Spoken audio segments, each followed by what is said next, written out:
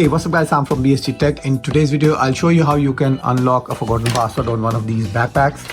Unfortunately, this one does not come with a built-in reset button where normally you can enter a paperclip or a pin in order to reset the password. Step number 1, hold this towards outside. Step number 2, tilt it towards your side.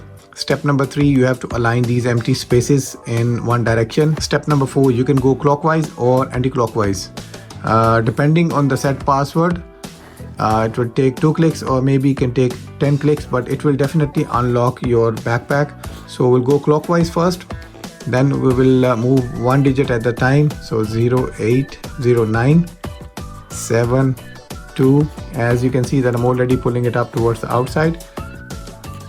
86175. As you can see, we were able to unlock this backpack.